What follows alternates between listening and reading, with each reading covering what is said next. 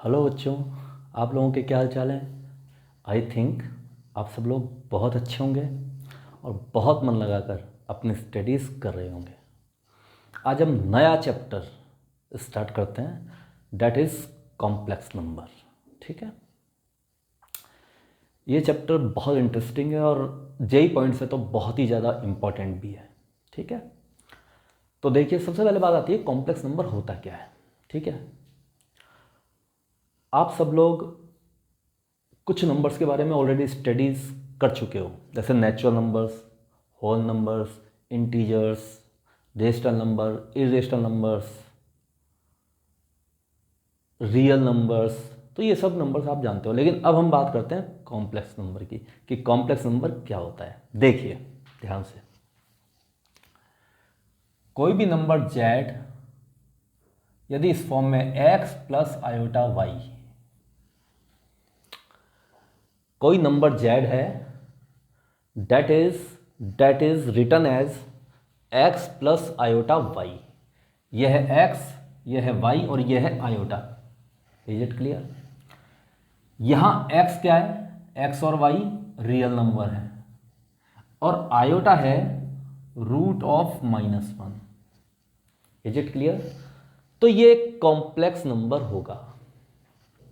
ठीक है, चलो दोबारा बताते हैं। कोई भी नंबर इस फॉर्म में है x प्लस आयोटा y, तो वो एक कॉम्प्लेक्स नंबर है जहां x और y हैं रियल नंबर्स और आयोटा है रूट ऑफ -1।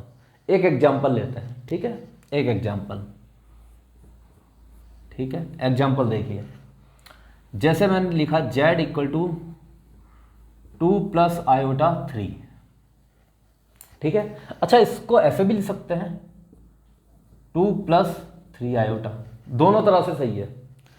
2 प्लस आयोटा 3 लिखूंगा तो भी ठीक है और 2 प्लस 3 आयोटा लिखूंगा तो भी ठीक है। ठीक है, तो ये 2 क्या हुआ? Real number. 3 क्या हुआ? Real number. और आयोटा क्या है? Root of -1। तो ये एक कॉम्प्लेक्स नंबर हुआ। Is it clear? चलो एक और एग्जांपल लेते हैं, एक और example. Half minus iota by 4। Is it clear? तो यहां पर x क्या हो गया? x तो हो गया हाफ। ठीक है, और y क्या हो गया? y हो गया -1/4। Is it clear? और ये आयोटा है, तो ये एक कॉम्प्लेक्स नंबर हुआ। बिल्कुल सही है। चलो एक और एग्जांपल लेते हैं, एक और एग्जांपल लेते हैं। z equal to 3 iota. ठीक है, तो मैं इसको ऐसे लिख सकता हूं z equal to 0 plus 3 iota. 0 plus 3 iota, तो यहां x क्या हो जाएगा? 0 और y क्या हो जाएगा? 3। ठीक है, तो देखिए, जिस जिस टर्म के साथ आयोटा होता है ठीक है, जो नंबर आयोटा के साथ में होता है, ठीक है, उसे बोलते हैं imaginary part, imaginary part of z।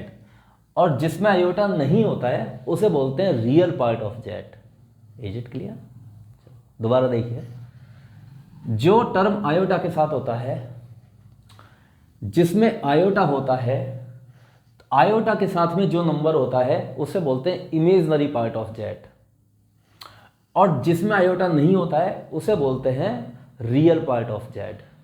तो यहां देखिए, यहां रियल पार्ट ऑफ z, इसको बोलते हैं REZ, real part of z। ये तो हो जाएगा x और इमेजनरी पार्ट ऑफ z हो जाएगा y। Is it clear? क्योंकि जो नंबर आयोटा के साथ में होता है उसे बोलते हैं इमेजनरी पार्ट ऑफ z। ठीक है, अब देखिए, यदि मैं यहां बात करूं, यहां इस वाले एग्जांपल में रियल पार्ट ऑफ z हो जाएगा 2 और इमेजनरी पार्ट ऑफ z हो जाएगा 3।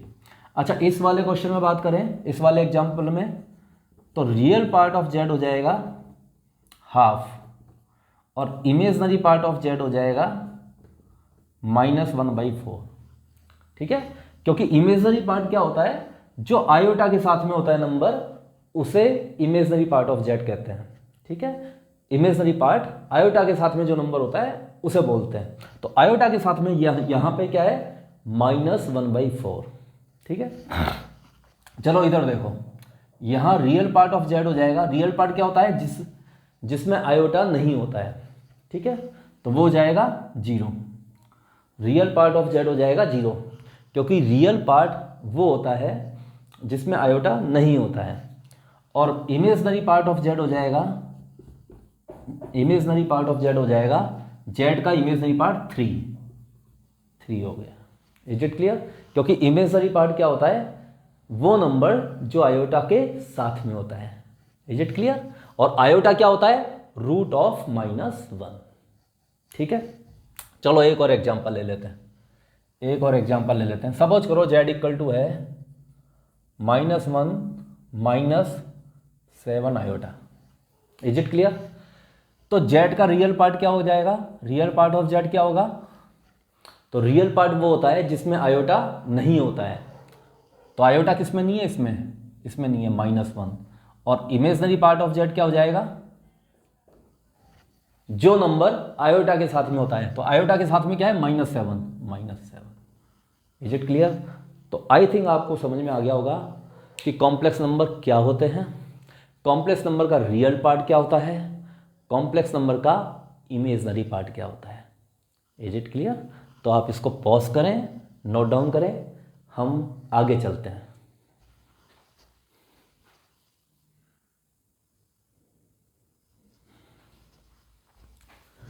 चलिए अब हम कॉम्प्लेक्स नंबर की कुछ क्लासिफिकेशन देखते हैं।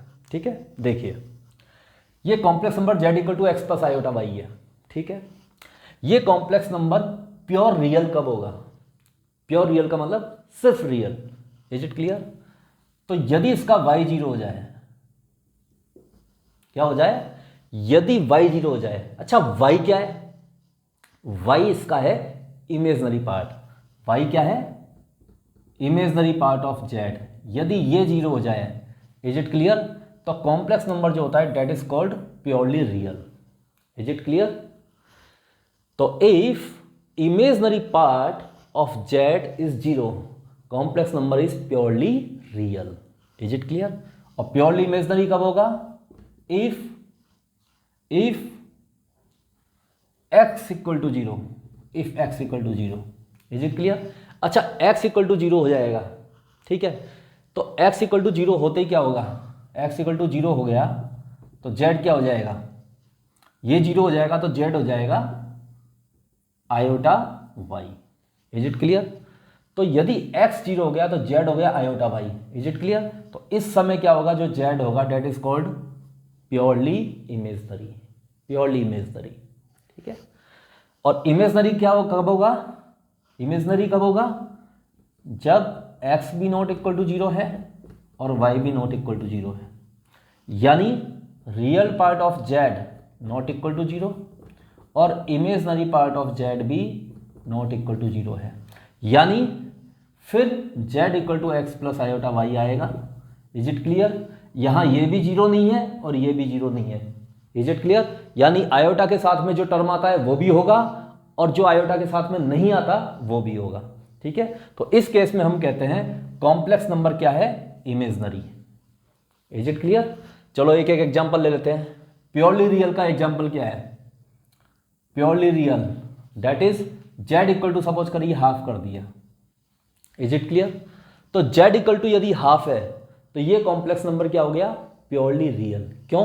क्योंकि इसमें इमेजनरी पार्ट क्या हो गया, 0 हो गया। क्योंकि मैं इसको ऐसे लिख सकता हूं, कैसे, half plus iota 0। Is it clear? तो यहां पे इमेजनरी पार्ट 0 हो जाएगा। ठीक है, चलो ये एग्जांपल हो गया प्योरली रियल का। अच्छा प्योरली इमेजनरी का एग्जांपल देखिए, प्योरली इमेजनरी का एग्जांपल सपोज कीजिए आयोटा बाई 2 कर दे। तो यदि मैं आयोटा बाई 2 कर दूंगा तो जो प्योरली इमेजनरी होगा उसका रियल पार्ट तो 0 होगा, यानी इसमें वो वाला टर्म तो है ही नहीं जो आयोटा से रहित हो। ठीक है, यानी वो वाला टर्म तो इसमें है ही नहीं जिसमें आयोटा नहीं होगा। Is it clear? इसमें तो वही टर्म है जिसमें आयोटा है, इसका मतलब ये प्योरली इमेजनरी है। Is it clear? तो इसको मैं कैसे लिख सकता हूँ, 0 प्लस आयोटा बाई 2। तो ये हो गया प्योरली इमेजनरी, ठीक है। अच्छा इमेजनरी क्या होगा, जैसे z इक्वल टू 2+3 आयोटा, ठीक है, तो ये भी नॉट इक्वल टू 0 हुआ और ये भी नॉट इक्वल टू 0 हुआ। Is it clear? तो z equal to 2+3 iota that is imaginary. ये कॉम्प्लेक्स नंबर कैसा है? इमेजनरी। तो सीधी सी बात यह है, प्योरली रियल का मतलब प्योर रियल जिसका इमेजनरी पार्ट 0 हो जाएगा। Is it clear? ये 0 हो जाएगा। और प्योरली इमेजनरी का मतलब जिसका रियल पार्ट 0 हो जाएगा। x 0, x क्या होता है? रियल पार्ट, ये है रियल पार्ट, जिसका रियल पार्ट ऑफ z 0 हो जाएगा। Is it clear? और इमेजनरी कब होगा? कॉम्प्लेक्स नंबर जिसका रियल पार्ट भी 0 नहीं है, इमेजनरी पार्ट भी 0 नहीं है। जैसे z इक्वल टू 2+3 आयोटा, तो इसका रियल पार्ट है 2 और इमेजनरी पार्ट है 3, दोनों ही नॉट इक्वल टू 0 है। तो ये हो जाएगा कॉम्प्लेक्स नंबर इमेजनरी, ठीक है। तो आई थिंक आपको समझ में आया होगा। आप इसको पॉज करें, राइट डाउन करें, हम छोटे से 1-2 क्वेश्चन लेते हैं अच्छे से।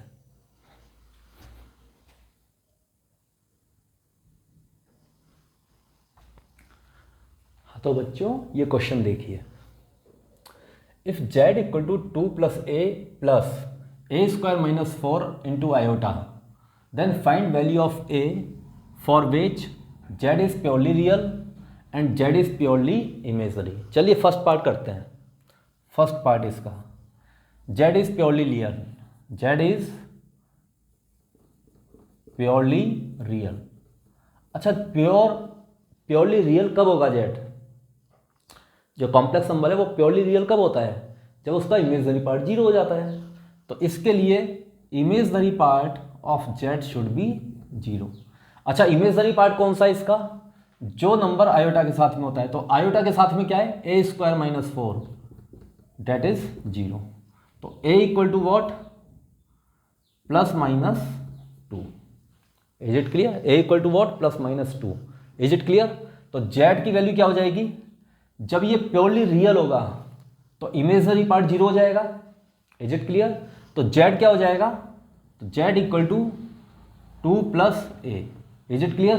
तो जब मैं a इक्वल टू 2 रखूंगा तो z मिलेगा मुझे 2+2 डेट इज 4, ठीक है। और जब a इक्वल टू -2 रखूंगा तो z मिल जाएगा मुझे, z मुझे क्या मिल जाएगा? 2 - 2 equal to 0। Is it clear? अच्छा जब a इक्वल टू -2 वाला केस होगा तो z क्या होगा? 0 हो जाएगा, ठीक है। 0 का मतलब 0 + आयोटा 0। Is it clear? तो इसमें रियल पार्ट भी 0 हो गया, इमेजनरी पार्ट भी 0 हो गया। तो ये केस जो होगा, ये वाला जो केस होगा, ये केस होगा कौन सा केस होगा? ये केस प्योरली रियल का नहीं होगा, क्योंकि प्योरली रियल के केस में इमेजनरी पार्ट ही 0 होता है, रियल पार्ट 0 नहीं होता। लेकिन इस केस में तो रियल पार्ट भी 0 आ जाएगा, इसलिए ये वाला केस नहीं होगा। Is it clear? ओनली यही वाला केस होगा। तो उस केस में z equal to 4 that is answer, ठीक है। ये मैंने आपको बता दिया ये केस क्यों नहीं होगा, क्योंकि जब मैं -2 रखूंगा तो z की वैल्यू आएगी 0 + आयोटा 0। Is it clear? तो इस वाले केस में इमेजनरी पार्ट भी 0 हो जाएगा, रियल पार्ट भी 0 हो जाएगा, ठीक है। और प्योरली रियल के केस में रियल पार्ट 0 नहीं होता, इमेजनरी पार्ट 0 होता है। Is it clear? ये वाला पार्ट 0 होता है, ये 0 नहीं होता, तो इसलिए ये वाला केस नहीं होगा, ठीक है। चलिए अब इसका सेकंड वाला पार्ट देखिए, सेकंड क्वेश्चन।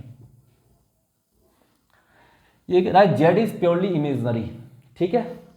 अच्छा z प्योरली इमेजनरी कब होगा? सेकंड वाला part, z purely imaginary,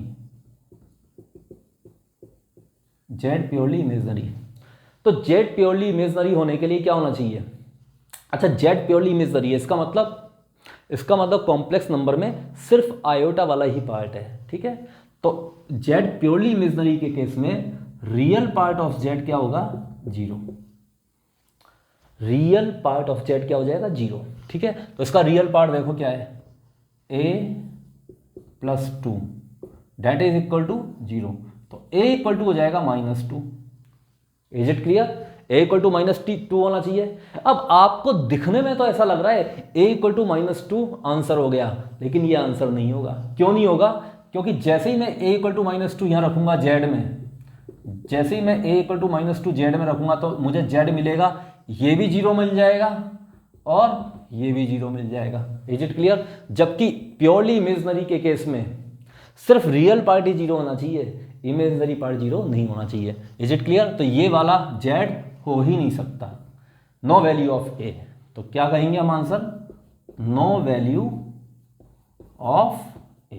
is it clear? तो आपको बहुत अच्छे से ये क्वेश्चन समझ में आ गया होगा। इसको पॉज करें, नोट डाउन करें। मैं एक क्वेश्चन और लेता हूं ताकि आपका कॉन्सेप्ट बिल्कुल क्लियर हो जाए।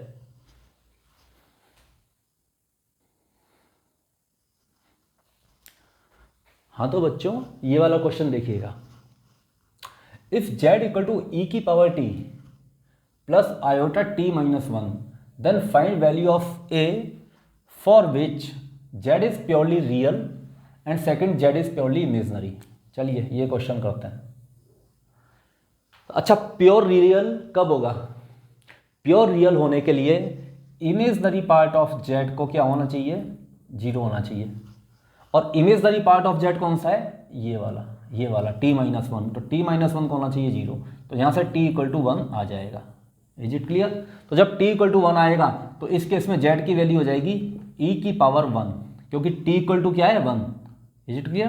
तो t इक्वल टू 1 के केस में z इक्वल टू हो जाएगा e की power 1 and that is equal to e and that is the answer. तो जब z प्योर रियल होगा, प्योर रियल का मतलब इमेजनरी पार्ट 0, तो t इक्वल टू 1 होगा। Is it clear? अच्छा, प्योर इमेजनरी होने के लिए रियल पार्ट ऑफ z को 0 होना पड़ेगा। और रियल पार्ट क्या है? जिसमें आयोटा नहीं होता है। तो रियल पार्ट ये हो जाएगा e की power t equal to 0। Is it clear? अच्छा, e की पावर t जो होता है ये कभी 0 हो सकता है? ये तो हो ही नहीं सकता, ये तो हमेशा पॉजिटिव होता है। Is it clear? बट जो एक्सपोनेंशियल फंक्शन होता है that is always positive. Is it clear? तो ये चीज कभी हो ही नहीं सकती, ये 0 कभी हो नहीं सकता। तो जब 0 नहीं हो सकता तो t की कोई वैल्यू नहीं मिलेगी, no value of t। Is it clear? तो ऐसी कोई t की वैल्यू होगी ही नहीं कि z प्योरली इमेजनरी हो जाए, क्योंकि प्योरली इमेजनरी होने के लिए रियल पार्ट को 0 होना पड़ेगा और ये कभी 0 नहीं हो सकता, क्योंकि एक्सपोनेंशियल फंक्शन 0 कभी नहीं होते हैं। ठीक है? तो आई थिंक आपको कॉम्प्लेक्स नंबर प्योर रियल कब होगा, प्योर इमेजनरी कब होगा और इमेजनरी कब होगा।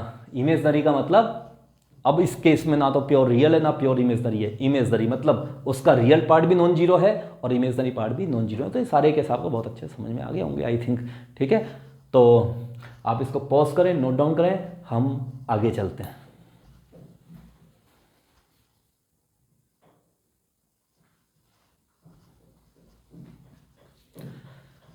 तो देखिएगा बच्चों, z equal to x plus iota y ये कॉम्प्लेक्स नंबर है। यहाँ x और y जो हैं वो रियल नंबर्स हैं और आयोटा जो है डेट इज रूट ऑफ -1। ठीक है, अब देखिए जब आयोटा रूट ऑफ -1 है तो आयोटा स्क्वायर कितना हो जाएगा? -1। आयोटा क्यूब कितना हो जाएगा? आयोटा स्क्वायर इंटू आयोटा, और आयोटा स्क्वायर कितना है? -1, तो ये जाएगा माइनस आयोटा। अच्छा, आयोटा की पावर 4 कितना हो जाएगा? That is iota square into iota square, that is -1 into -1 and that is 1। Is it clear? तो आयोटा की पावर 4 1 हो जाएगा। ठीक है, अच्छा यदि मैं आपसे ये कहूँ, एक क्वेश्चन दूँ मैं आपको कि आयोटा की पावर 36 फाइंड आउट करो, क्या होगी? ठीक है, तो हम आराम से फाइंड आउट कर सकते हैं। कैसे? हम लिख सकते हैं आयोटा की पावर जो 36 है डेट इज आयोटा की पावर 4 इंटू 9, ऐसा लिख सकते हैं क्योंकि 9 चौक 36 आता है। इसको हम लिख सकते हैं आयोटा की पावर 4 की पावर 9। अच्छा, आयोटा की पावर 4 की क्या वैल्यू है? 1, तो ये हो जाएगा 1 की power 9 and that is 1। Is it clear?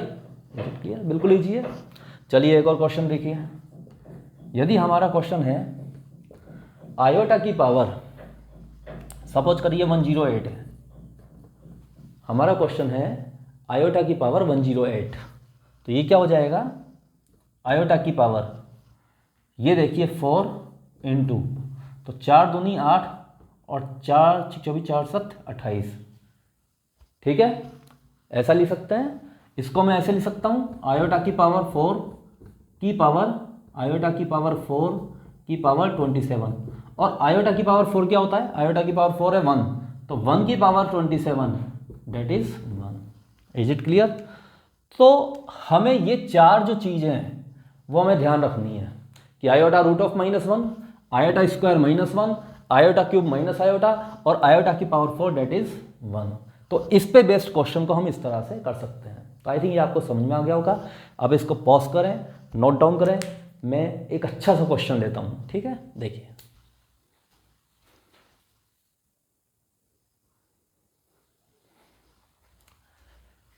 चलिए बच्चों ये क्वेश्चन देखिएगा, ठीक है?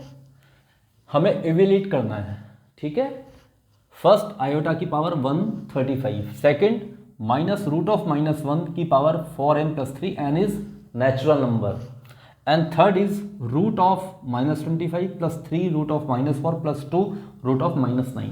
तो देखिए फर्स्ट, देखिए यदि मैं फर्स्ट करता हूँ आयोटा की पावर 135 डेट इज आयोटा की पावर, इसको मैं लिख सकता हूँ 132 is it clear, into iota की पावर 3, ऐसे लिख सकता हूँ। अच्छा, ऐसे मैंने क्यों लिखा है ये मैं एक बार पूरा सॉल्व करता हूँ, बस 1-2 स्टेप में हो जाएगा, फिर आपको ये समझ में आ जाएगा कि मैंने इसको ऐसे करके इस तरह से स्प्लिट करके क्यों लिखा है, ठीक है? देखिए,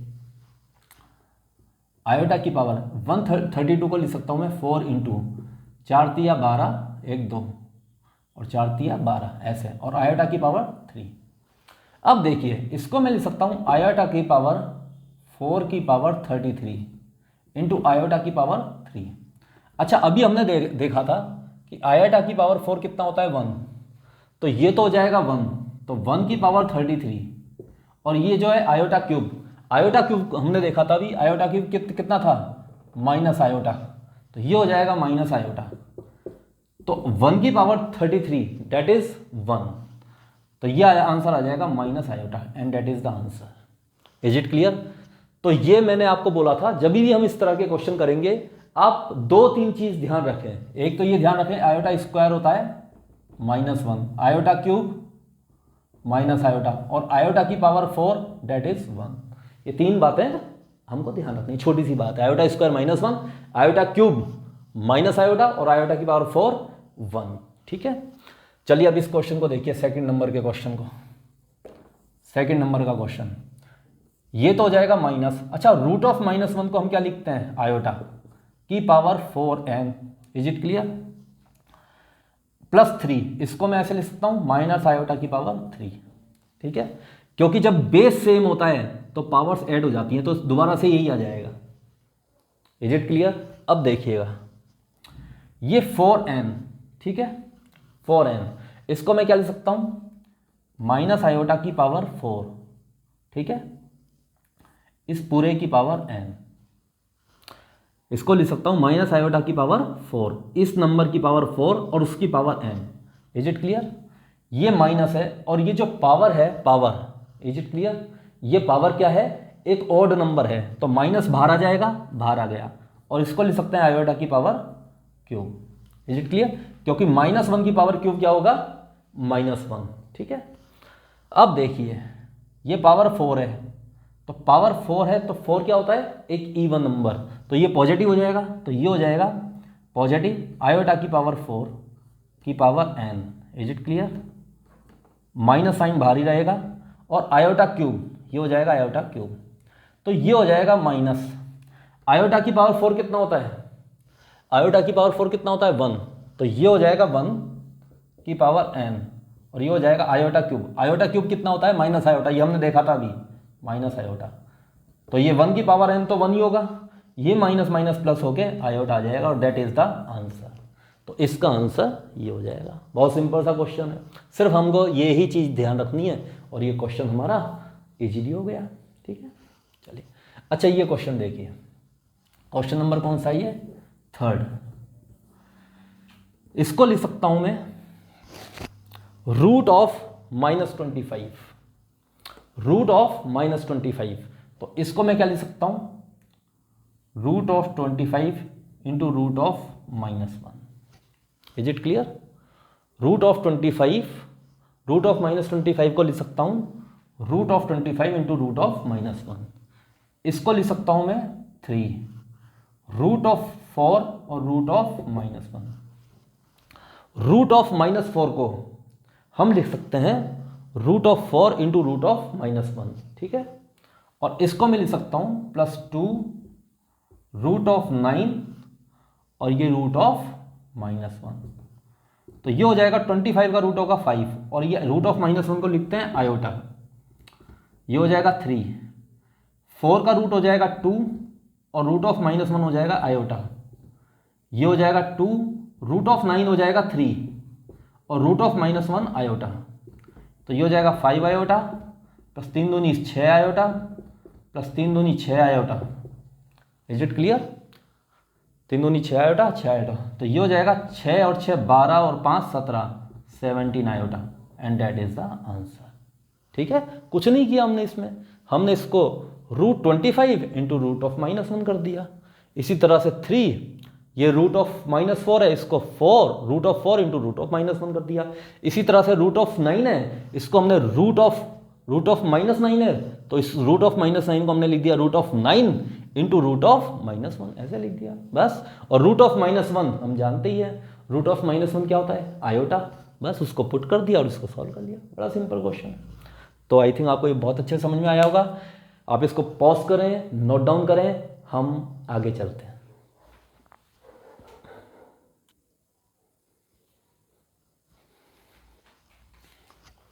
हाँ तो बच्चों, अब मैं आपको एक बहुत इंपॉर्टेंट बात बता रहा हूँ, जहाँ जो मेरा एक्सपीरियंस रहा है, कई बच्चे जो इवन जेई की भी प्रिपरेशन कर रहे हैं वो मिस्टेक कर जाते हैं और ये बहुत छोटी सी बात है। तो इस चीज़ को बहुत केयरफुली देखिएगा, be very careful at this point जो मैं आपको बताने जा रहा हूँ। देखिए, root of A into root of B that is equal to root of A B. ठीक है, अच्छा आप इसको ऐसे जब भी लिख सकते हो जब ए और बी में से कम एक पॉजिटिव होगा। या तो ए पॉजिटिव हो बी नेगेटिव हो तो ऐसे कर सकते हो, बी नेगेटिव है ए पॉजिटिव है तो भी ऐसे कर सकते हो, या फिर दोनों ही पॉजिटिव हैं तो ऐसे कर सकते हो। ठीक है, लेकिन यदि दोनों नेगेटिव होंगे तो ऐसे नहीं कर सकते। Is it clear? एक क्वेश्चन लेके समझाता हूं आपको। ठीक है, देखिए क्वेश्चन, एक क्वेश्चन से समझाता हूं। यदि मैंने इसको ऐसे लिखा -25 इंटू 4, इज इट क्लियर? तो मैं इसको ऐसे लिख सकता हूं, यदि मैं माइनस को 25 के साथ में लूं तो मैं इसको ऐसे लिख सकता हूं -25 और 4, ऐसे लिख सकता हूं। अच्छा, इसको मैं ऐसे भी लिख सकता हूं, यदि मैं इस माइनस को 4 के साथ ले लूं, सपोज करिए इसको मैं ऐसे ले लूं, यहां से देखिए इसको ऐसे लिख दिया। सपोज कीजिए ये ऐसे होता 25 इंटू -4। ठीक है, अब इसमें कम से कम एक पॉजिटिव है ये। अच्छा, इसमें ये पॉजिटिव था 4, इसमें ये पॉजिटिव है, तो मैं इसको अलग लिख सकता हूँ रूट ऑफ 25 और रूट ऑफ -4। तो ये भी सही है और ये भी सही है। Is it clear? लेकिन यदि क्वेश्चन ऐसा आ जाए कि -25 एक नंबर ये है और ये मल्टीप्लाई हो रहा है -4 के, इज इट क्लियर? और यदि आप इसको ऐसे लिख रहे हो -25 और -4, is it clear? That is wrong, that is wrong. क्योंकि ऐसे मैं इनको इक्वल तभी कर सकता हूं जब इन दोनों में से कम एक पॉजिटिव होगा। Is it clear? कम से कम एक पॉजिटिव होना जरूरी है। देखो यहां पर 4 पॉजिटिव था, ये नेगेटिव था, ऐसे लिख दिया चलेगा। यहां पर 25 पॉजिटिव है लेकिन 4 नेगेटिव है, इज इट क्लियर? तो भी ऐसे लिख दिया चलेगा। अच्छा, यदि दोनों ही पॉजिटिव होते तब भी चल जाता, क्योंकि कम से कम एक का पॉजिटिव होना जरूरी है। ठीक है, दोनों पॉजिटिव हो सकते हैं तो well and good. Is it clear? लेकिन ये नहीं चलेगा, ये नहीं चल सकता, डेट इज रॉन्ग, क्योंकि यहां ये भी नेगेटिव है और ये भी नेगेटिव है। Is it clear? अब बात आती है इसको कैसे करेंगे। Is it clear? बात ये आती है इसको फिर हम कैसे करेंगे। ठीक है, बात ये आती है इसको ऐसे नहीं कर सकते। ठीक है, तो मैं आपको ये बता देता हूं। अभी देखिए, ध्यान से देखिए, पहले इसको देखिए आप। अच्छा, पहले तो आप इसको पॉज करें, इसको नोट डाउन करें, फिर मैं आपको बताता हूं कि इस वाले केस को हम कैसे करेंगे।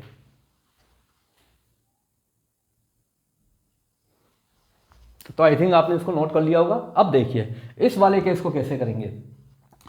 या आप इसको ऐसे नहीं कर सकते, क्योंकि यदि आप इसको ऐसे कर दोगे तो ये हो जाएगा रूट ऑफ 100।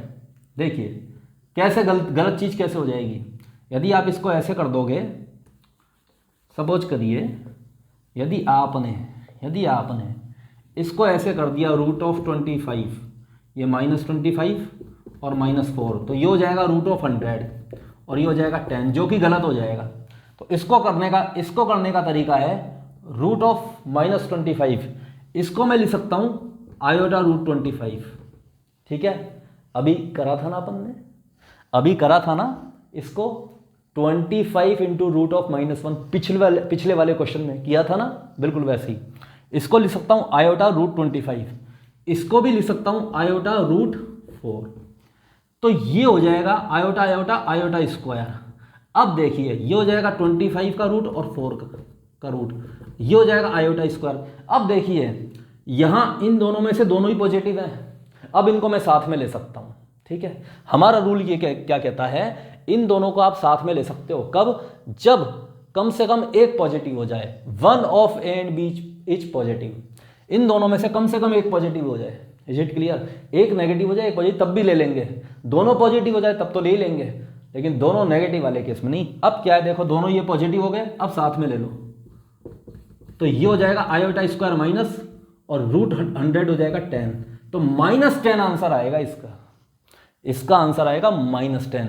जबकि यदि आप यहां इसको साथ में ले रहे थे तो आंसर आ रहा था 10, जो कि गलत हो जाता। ठीक है, अब आप कहेंगे सर इसका क्या आंसर होगा, देखिए इसका क्या आंसर होगा।